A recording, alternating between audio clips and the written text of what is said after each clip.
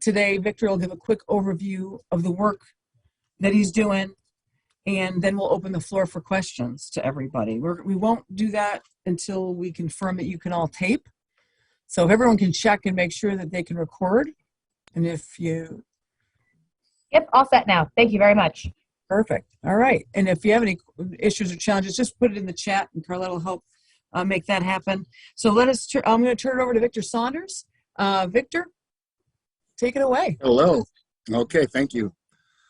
First, I'd like to introduce myself. I'm Victor Saunders, lifelong resident of Rochester, New York, father, grandfather, and community member. You guys have my bio, so you probably have all of my different background information.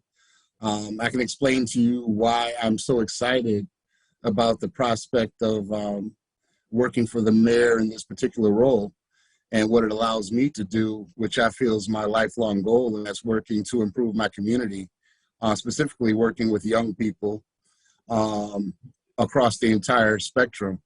I have numerous years of experience working with, I'm going to steal someone else's terminology because they're no longer at-risk children, they're at-promise children and young people within our community. And we want to assist them in removing barriers that would previously lend to them not being able to achieve their goals. So that is, in a nutshell, why I'm ecstatic to be in the role that I am for the mayor right now. My current role is a special advisor on violence prevention programs to the mayor. He's aligned all prevention initiatives with me under his office currently. He's asked me to collaborate and focus specifically on prevention and intervention efforts across the city, being cohesive and intentional about our efforts, making sure that there's program efficacy within all city intervention and prevention programs, specifically under my office, which will be the Pathways to Peace program, as well as the Office of Neighborhood Safety under the coordination of Dr. Kia Nyame. Understandably, it's a complex challenge that we currently have. It's been exacerbated by the COVID pandemic, as well as, loss of conflict resolution skills among a lot of people in our community. For years, we've had interpersonal conflict as a leading cause of a lot of our violence and homicides in the city. The availability of illegal firearms has plagued the entire nation, so we are not exempt from that. The structural racism, poverty, food insecurity, all those different things that lend to the social emotional aspects of the work that we'll be working on to assist families from removing those barriers from their life so that the young people within those households, as well as the mature individuals within those households, don't feel the need to pick up a firearm in order to make whatever their needs are be met. The lack of hope and a positive vision for the future are what we're looking to push for success within this fight that we have. I believe the lack of hope among a lot of our young people are allowing them to make choices they otherwise would not make. And we're going to hope to eradicate that in the near future. My top priorities for this position are going to be make sure we're framing the intervention strategies to be bold, intentional, to the point, and have an impactful outcome throughout the community. We're going to be working from early intervention all the way to re-entering individuals from probation and parole. We want to improve people's ability to be able to become gainfully employed in positions that lead to careers, not just a job. And we understand that the earliest sign of negative behavior within schools needs to be addressed, and assisting young people and families and getting the help they need and the resources they need in order to avoid negative outcomes and improve their ability to function and perform at a high level within our school system.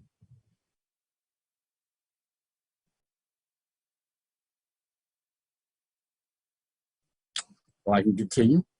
And I will. We're going to continue to align with grassroots organizations that have previously been doing this work and assist them in not only doing the work that they do, but also in expanding the good work that's already taken place and be a key partner in helping them achieve their goals in intervention and prevention, and also in the realm of violence, interruption, and victim assistance.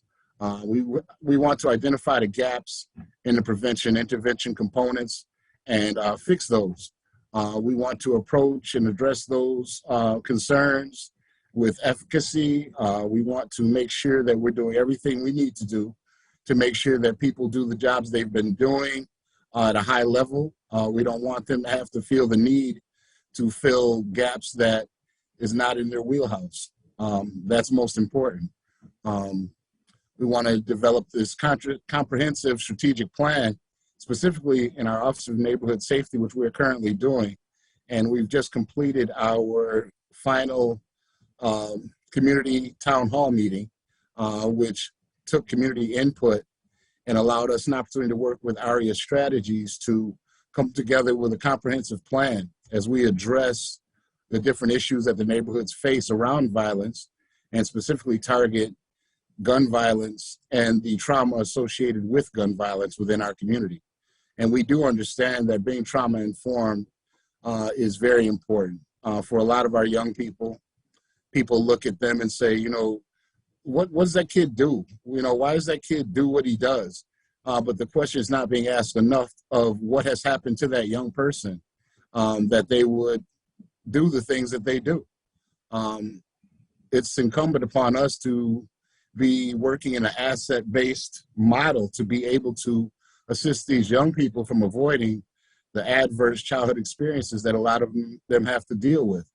And with that, we'll work a lot better with them going into adulthood, with having the tools necessary to be able to handle those different situations that might arise.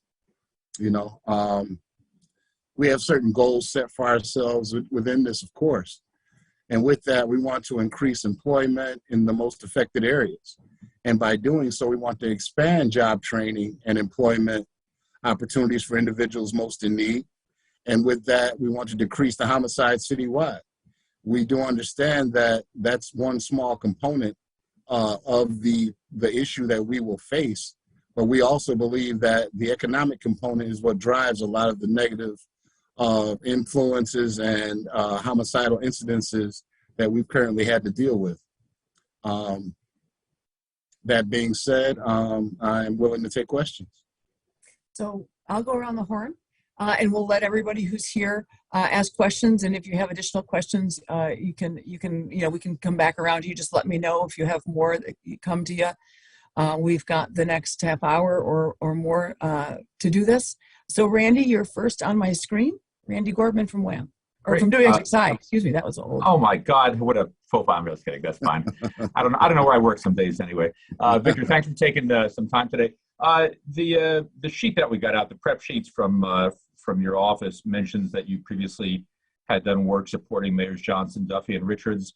I know every administration is different, but you've been around the area. You've been around City Hall for a long time in various forms. Anything to make you think that this time, this administration, it is such a, as you mentioned, a complex problem, but do you have any more optimistic feeling that we're on a path, a direction that we can make some headway on the city's issues with violence? Yeah, I really do. And the reason I do, Randy, is for the fact that those same individuals you mentioned, Johnson, who gave me my start as a street worker, Duffy, who supported me and appointed me as Pathways to Peace, Richards, who continued in that support, as well as Mayor Malik Evans, all have a mindset of community first. I understand that giving the charge of working from the street level, not an easy thing to do, but they allow me the autonomy to be able to work with these individuals, offer assistance, and be innovative in the way that we intervene on behalf of the community, whether it be through programming with employment, whether it be through programming for social and emotional change for young people. But the idea is, yeah, I'm optimistic because I believe that they believed, and Mayor Malik Evans believes, change in the community is possible with the right tools, and we are definitely trying to fill our toolbox. Thank you. Thanks, Randy. Wendy Wright Richards. Hi, everybody. Whoops, there I go. Hello. Hi, nice Hi. to see you again. Hi, Wendy. I had a question a little more specifically. I know there's been a lot of talk actually over the years about expanding opportunities for young people in regards to having more job opportunities and getting them involved in more positive things and keeping them busy. But can you go into a few more specifics on that and how your teams will be out there in the community and really specifically reaching them? Well, one thing about that is, and like you say, for years we've had this discussion. I was lucky enough to be able to be in charge of the inaugural Summer of Opportunity program. So I had an opportunity to look at the community at that time and recognize that not enough young people were working. But now, on top of COVID and things of that nature, I understood that not only not enough young people were working, but too many young people were staying in the house, not being able to do those different things that would lend to being busy. What we plan on doing is offering numerous opportunities beyond employment.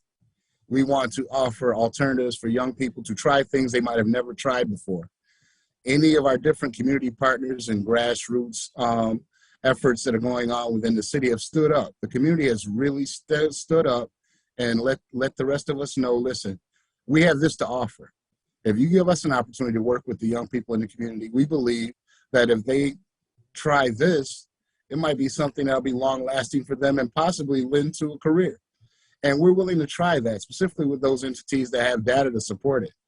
So we're definitely going to be working with all the different corners of the community in the way of not just offering jobs, but offering a different mindset. An opportunity for a child to dream about doing something they've never done before. We want to offer some outdoor activities like on the farm. I want to, partner with Camp Good Days and get some of these kids who've never had the opportunity to leave their neighborhood, something that they can hold on to, something that they might change their lives and give them a different outlook. So that is very much so what we would like to do specifically in the way of intervention and prevention with this effort. And then just to follow up, you were talking about trauma and taking a look at what these kids have been through right. in their lives that would lead them to commit some of these crimes, because we're seeing these kids, children almost, that are participating in these carjackings and homicides. To me, it seems like they're getting younger and younger. Right. They're committing these crimes. But I think some people are hoping for something maybe more immediate. So there's no question that prevention and intervention is obviously something that's really important. Is there anything you think, you can offer the public about anything more immediate that might be able to be done to make them feel a little more comfortable and safe in the community? Well, one thing about it, we're going to be working from the early intervention component within the schools, as well as working with our harder core teams that are coming out of Office of Children and Family Service. I'm currently working with probation and the day reporting program and trying to really work with the individuals that you guys are seeing on the news that are catching charges for, carjackings and firing firearms, things of that nature. So as immediate as it can come, we're definitely addressing those individuals that are directly involved, as well as wanting to directly intervene on those young people who are seeing this occurring and think it's something they might want to be involved in. So, we have a saying, we want to catch you before you get off the porch. And then we also want to be able to deal with you by the time you get to the curb. So for those same individuals that have exhibited this behavior, we're going to work with them as diligently as we're going to work with their peers and their siblings and their cousins. We want individuals to know that there's a better way to deal with the stressors of life than putting your life at risk. And I think that's the biggest component a lot of these kids that are taking these risk-taking behaviors are going through. They don't know how to deal with the stress of every day. And with that, you tend to take your cues from your peers, and you tend to take risks you otherwise wouldn't have before this ginormous pandemic and change in life that we've all had to endure. Thank you. You got your hands full. Hey, big hands. Thanks, Lenny. We've got WHEC TV 10 here as well. I don't know if. Hi, yeah. So I kind of, my name is Stephanie. Sorry, I'm having video issues. But a quick question just about, so we're starting in the schools. Obviously, that's something that's, where you can get easily accessible to youth. Is there anything that you guys might be doing in specific, are there any specific neighborhoods or communities that you have in mind, or is it really just starting inside school and kind of making your way out to neighborhoods? I guess I'm just trying to digest how you're going to get the word out, or how they know that you're there and available. Well, it's as far as them knowing we're there and available, I would definitely say from the outpouring of people reaching out to us, they definitely know we're there. We're definitely going to get the word out even more so through our work through the Office of Neighborhood Safety. Dr. Kian Yame has met with 51 different block clubs and community organizations within the community. I'm meeting with the city school district regularly.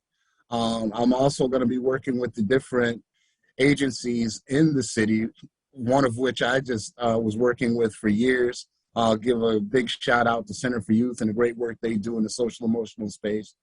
And we are going to really work hard and diligent at wrapping our arms around these young people inside school, outside of school, at the art centers, and things in a way that they understand we care. We want to be able to offer an ear that they can talk to individuals, they can share what their needs might be.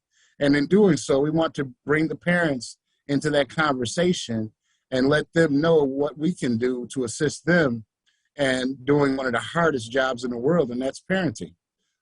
Myself being a parent and a grandparent, it's not an easy job to do. There's no blueprint for it.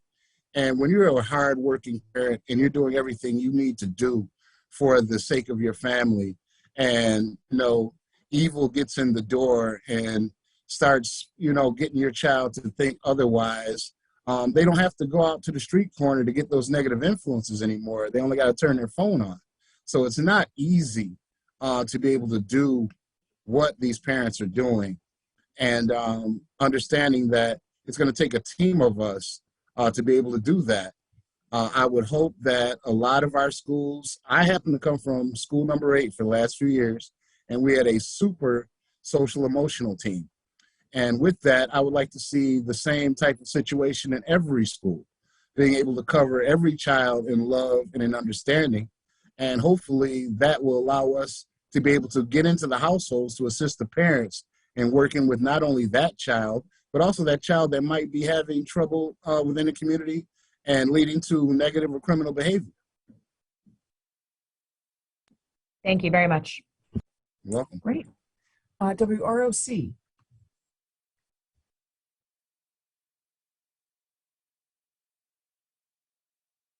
I don't know if Channel 8, if you want to ask any questions.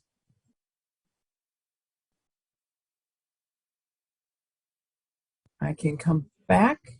Bud Lowell. I don't know if Bud wants to ask any questions.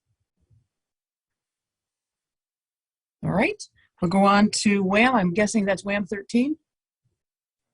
Yes, Dan Schreck, 13 WHAM. Thank you for taking time out of your schedule to speak with us.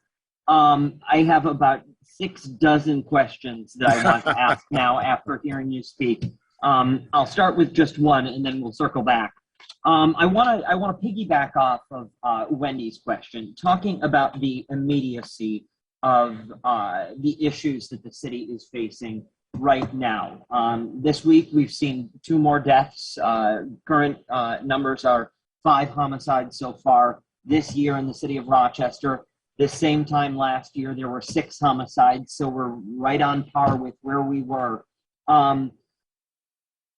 The intervention is absolutely necessary. I don't know that you would find anyone to argue with that. What is there an immediate full stop we can change things tomorrow if we do X, Y, and Z. Is that part of this plan? Dan, I would be a fool to sit in front of you and tell you there is an X, Y, and Z plan today to stop all of this right now.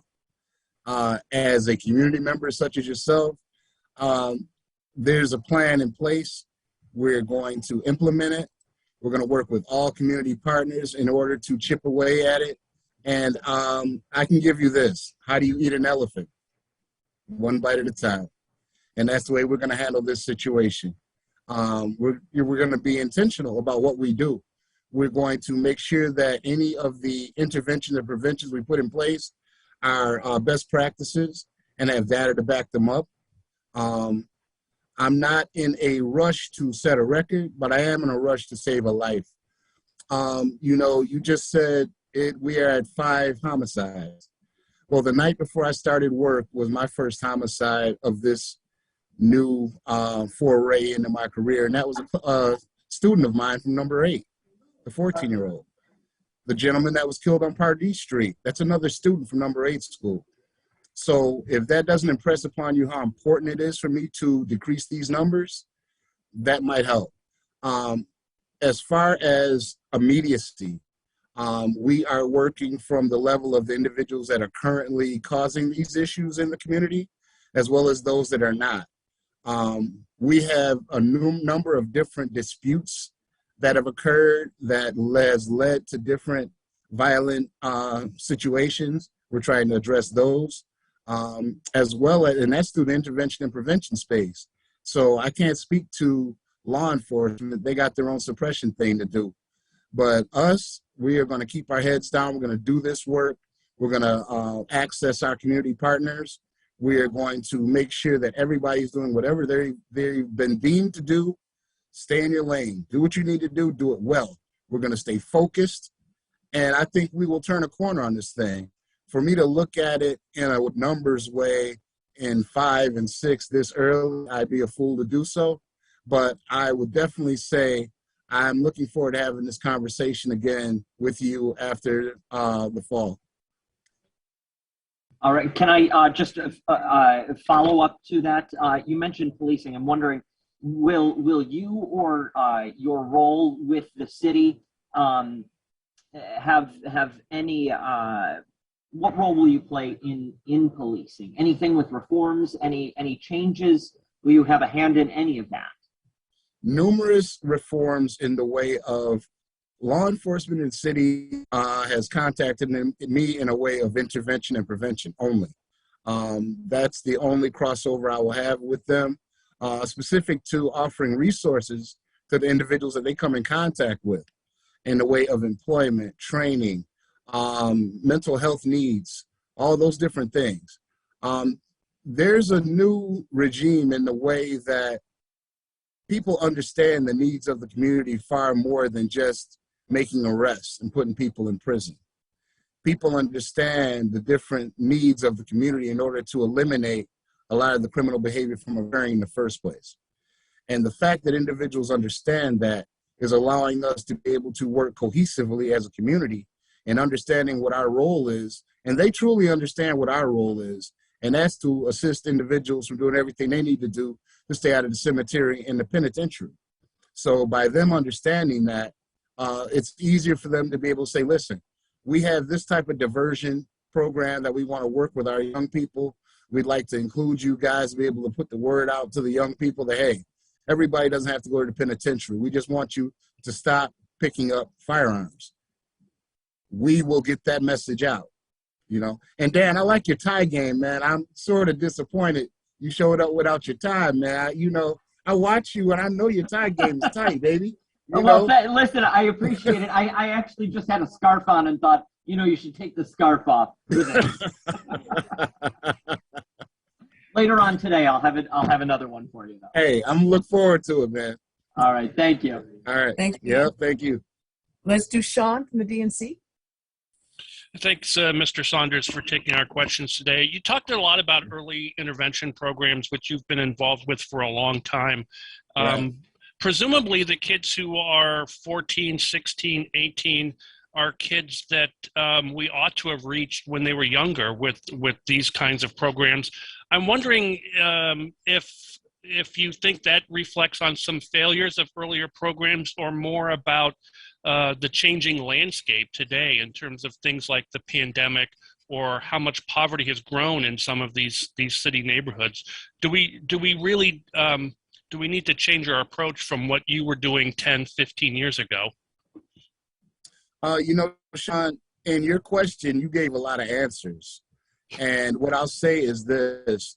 Some of the approaches that we have in the way of street outreach, engagement with the preteens and teens will definitely change. Would I say it was wrong at the time? No, I wouldn't say that. But I would say that the different risks and the escalation of violence among those same teens that you are now describing, I think have a lot to do with not only the poverty and systemic racism that we've all had to endure as minorities in the communities, but also the fact that this pandemic, and even before the pandemic, the poverty and things of that nature has just driven a lot of different behaviors. One thing you have to understand, and what I tell people is, in a small city like the city of Rochester, you understand we have over 1,500 returning individuals from state penitentiaries. And with that, they're going into the households, into the zip codes of these same different areas where we're having high levels of violence and poverty. So with that, we have to make sure that the resources are being put in the hands of the individuals in those areas to be able to offset the different negative behaviors that we see coming out of those areas. I come from a school that's considered in the poverty spectrum. And coming from that situation and it being a trauma-informed building, I understood something that a lot of people might not understand, that as kids in other areas around the county go to school in the morning, they don't have to see some of the things that our kids would have to see going to school first thing in the morning. I always tell the teachers, never believe that your student came to school prepared to learn. Understand that a lot of our kids come to school as an opportunity to get away from what's most troublesome for them. Food insecurity, in some cases, the traumas of just being in a household with individuals that aren't best equipped to parent. There's a lot of different situations that is driving this type of negative behavior. And, I really can't hang my hat on the few young people that have slipped through the cracks and unfortunately are causing mayhem in different areas of our community. But for those that I run into that are doing well, those are the ones that'll have to keep me driving towards wanting to get at another one and hopefully change the mindset of that negative young person that we missed early on and catch them before they become a statistic. And just a quick follow-up, is there anything that you can do? I know one of the big challenges with the pandemic has been schools have been closed a lot. Is there anything that you can do to work through that challenge if that becomes a problem again? I think there's something we all can do that becomes a problem again. And one thing we can do is connect. One thing about it, when school closed, it created an immense amount of difficulty for the teachers, for the counselors, and more so for the student. A lot of times when kids can come to school and get 2 to 3 square meals a day, and for some have after school program where they're in the building from 7:30 in the morning till 6 in the evening, that goes away. And now you have a young person that's waking up to a household where they're not sure if they're going to eat that day. They're in a household sometimes with their abuser or their neglector, or they're just in the house with their siblings because mom or dad has to go to work in order to make it happen. So, those being different issues, all, if you look at it as a whole, they all have the same negative impact. And so, it's going to be incumbent upon all of us to make it our business to try and stay in contact with our young people, whether through phone, through the same ways they communicate, Instagram, Snapchat, whatever. As we build relationships with these same young people, we have to make sure that we're staying engaged even though we can't see them person to person. You know, one thing I'm happy to say, in the school that I was working at, we had individuals that would go to the curb and talk to the kid through the window. You will have to step out of your comfort zone. You will have to make those children in our community the most important component of this community. And sometimes it's hard. And as you work through your own depression about being stuck in one place and having to parent your children and teach your children on the computer, you're still going to have to be able to engage others. And it's not an easy thing to do, but I encourage individuals to do it because at the end of the day, we won't be looking at some of the situations that we're trying to come to a agreement about how to deal with currently. Yeah, thank you very much. Very interesting. Thank you. Thank you. Thanks, Sean. Tracy Isaac, I know you had a question. I don't know if you want to come off mute or if you want me to read your question. I will read it. It says, she's a Minority Reporter Media Group. Tracy's wondering, is there a process to engage those individuals who have been identified or who have past incidents to be directed into the opportunities and or social support that may assist in structuring their direction? Hello, Tracy, first of all. And yes, there are. I'm glad you mentioned that. I was at an event yesterday. It's the GIVE initiative. It's a gun intervention ish program specific to parolees and probationers. And what that was a situation where we brought 40 parolees and probationers into the church at Baber on Meg Street. And they are summoned there by their probation and parole officers. So you can imagine when we walked in, it wasn't a whole lot of happy faces. But the entire program was set up as a deterrence. Basically, we were brought in to have conversation with these same individuals, our neighbors, our cousins, our brothers and sisters, and let them know, listen, just because you've had these different issues occur within your life and you're currently dealing with probation and parole, it's not the end of the world. We have resources, and we brought resources with us to the table in order to be able to assist you in moving beyond your circumstances. We want to assist you in eliminating those barriers that have previously held you back or you felt held you back. So at this situation I'm telling you about, we brought in 4 different employers, specifically that work with probationers and parolees. We brought in path stones that assist young people. And if you know anything about re-entering individuals from the penal system, one of the biggest holdups for a lot of our individuals is identification cards, social security cards, things of that nature. We made it so that they can come in and get case management on site, guaranteed case management for 3 months minimum, and even longer if you need it. So we are definitely moving in the right direction. When I tell you I'm excited about the work that we're going to be doing with re-entry, I'm truly excited because that's a large component of what we do through intervention and prevention. We understand that because you've made a bad decision doesn't make you the worst person. You still deserve a second chance. I'm on my 3rd and I'm enjoying it. So everybody can't get it the first time around. If you make the changes necessary to get yourself together and be the person your family will be proud of, we want to assist in that.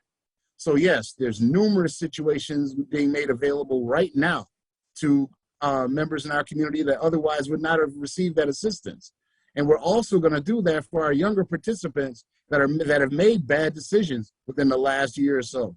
We're going to offer them the opportunity to make a positive choice to change their life before they end up like a cousin or an uncle or somebody else they know that they're not going to see for a bunch of years because they're dedicating time to the federal or state system.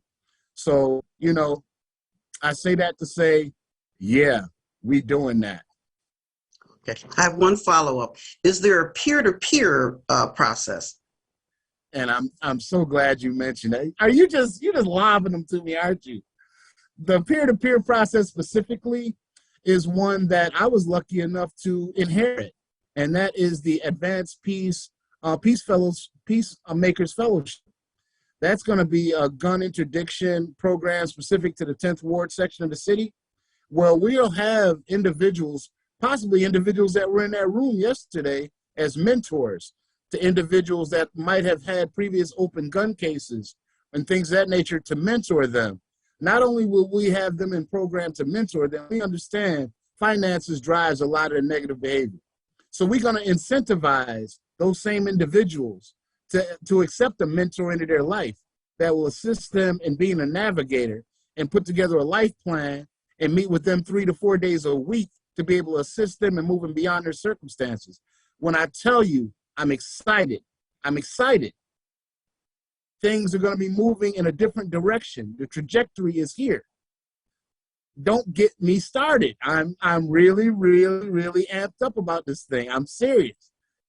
So the community is definitely going to be in good hands.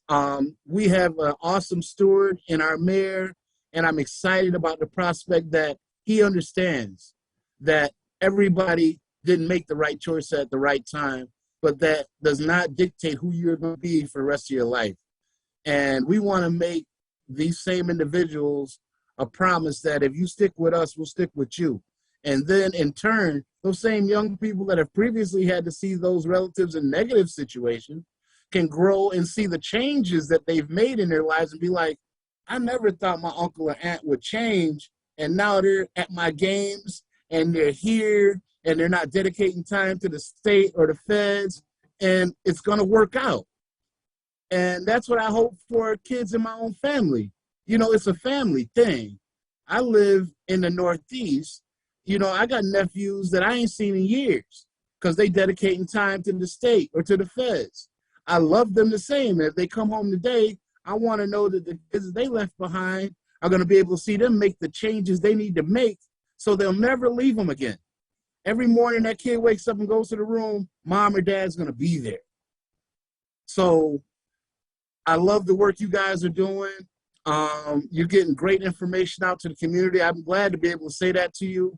And we're going to keep it moving. My information will be made clear. You can reach me at City Hall, and I'm going to make myself available to you because I want you to be able to get the word out to the individuals that pick your paper up to know that, yeah, things are available for you to make changes, but if you don't ask the right questions, you're not going to get the right answers.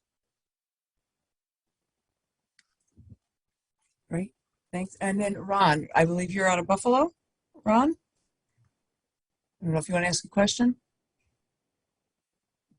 Oh, he's recording for Spectrum. Okay, perfect. So any other questions? Any other follow-ups? Yes. Can I jump in? Please. Yes. Perfect. Wondering, we're lots of talk of intervention. I'm wondering, are there support systems specifically designed for parents? We know our community has a large number of single-family home or single-parent homes. Is there anything designed specifically for those households? And I will start firstly from the school base. From the school base, and most of our schools, I keep shouting out school number 8 because we had the bomb system at our school, and we had a great parent liaison. And in those different schools, we have parent liaisons that assist parents and make sure they get the information and services necessary for them to be successful. Also, there's different parent groups available through the county and otherwise. And then we have different county programs that are working specifically with challenged students. And with those students, the different county programs like FACT and things of nature are assisting parents and getting parenting courses and things of that nature. So there are things available. I'm not as versed as I previously would have been about specific programming, but we also are working with a group that has history here in Rochester that's looking to bring back a component specific to student and parent re-engagement and working with them in Black parenting. So this is something else that we are seeking to do, as well as working with the Latino population and assisting them in working within the systems that they find their young people involved in. So you gave me a charge, Dan. I'm going to have to track him down and send you an email and let you know specifically what I find and what's going to be working. We want to find out what's truly working, who has data supporting what they do, And we want to help expand on those different initiatives. That's something the mayor's allowing me the opportunity to do. So as we do that, we'll stay in contact. We want the community to know. So as I see you in the evening or in the morning, if I can get you that information, I know you're going to shout it out. Best believe I'm going to get it to you. Perfect. My second follow-up is kind of twofold. When will the full plan, if you will, be unveiled, I guess? And when will when will it be all up and running? Put it this way. All of the supports in place. It's going to be a work in progress, so we're going to constantly be rolling different things out regularly. But as far as the strategic plan for Office of Neighborhood Safety, that particular plan will probably be rolling out by April. But as far as violence prevention programs, my charge as advisor, it's going to be changing constantly because I'm going to be adding things constantly. Anything that I see is going to be effective, we're going to try it and see how well we can do with it. We're not just going to throw something up that is fly by night. We want sustainable, impactful programming. We want things that when people start it, they ain't got to look at it shutting down within a year or so. Even in some of the different things that we do in the way of the funding that we'll receive. The mayor has prioritized this effort for his administration. When I tell you he has prioritized his effort, he only has to go across the carpet to my office to tell me this is what I need and this is what I want to see done. And best believe I'm that guy. I'm gonna push it. I'm gonna make it do what it do. So understand, as it changes, the community will be hearing about it. Just like the event yesterday, phenomenal event. And I ran into a couple of individuals that I knew from when I did street work at this event. So these are people who now have the choice it's in their court. The ball's in their court. They didn't have to leave us yesterday and go pick up a firearm. They left yesterday. Some people left yesterday with actual jobs. Some people left yesterday with actual solid job leads, training opportunities, $5,000 scholarships for training.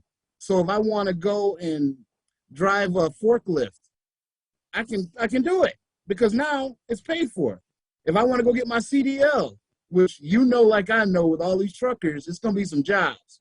Listen, we got situations are being made available for people to get beyond their circumstances.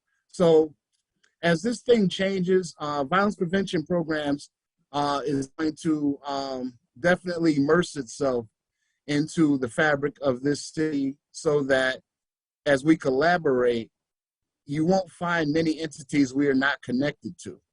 And that's within the city departments as well as with the community agencies as a whole.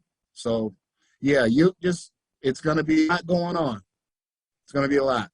One more from me, and then I promise I'll stop.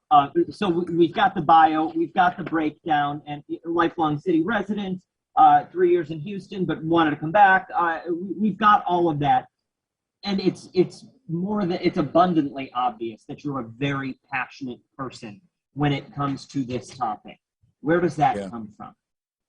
It comes from the opportunities that I was afforded when I wasn't being my best self. It comes from someone looking me in my face and saying, what are you going to do? What are you going to do to better yourself so that you're here for your children? What are you going to do so that you better yourself, that you can have the type of lifestyle that you can see yourself being successful in? And beyond what are you going to do for you, what are you going to do for somebody else that makes your life whole? And when I was told that this is something that the Lord would have me do, and I said, no, it isn't, I was proven wrong. And I was put in a position where the job chose me and I didn't have the opportunity to choose it. And once that happened, and I recognized that a need was here and I was there to meet that need, it never changed. It's ingrained in me. I was blessed to be put in a situation to be able to help people for the rest of my life. I would never do anything else. I hope to bring other individuals that feel the need to help and it's overwhelming to them, and they understand that I really can't go drive a truck, because when I'm driving a truck, I'm thinking about helping people move beyond their circumstances. That's why I think I'm as passionate as I am about this, and because I like the pride that the community holds me up with. I love the fact that when I see people and they say, we're proud about the work that you do, they know that the work is beyond myself, and it makes me happy when others are happy.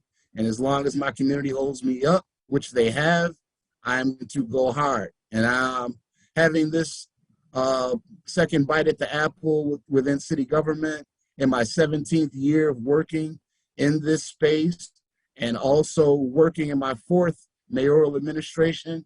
I'm thankful, I'm proud, and I'm humbled to have the opportunity to represent for my city. And I'll never stop, ever, ever. That's it. Thank you so much. I appreciate it. Thank you. Great. Thanks, everybody, for attending.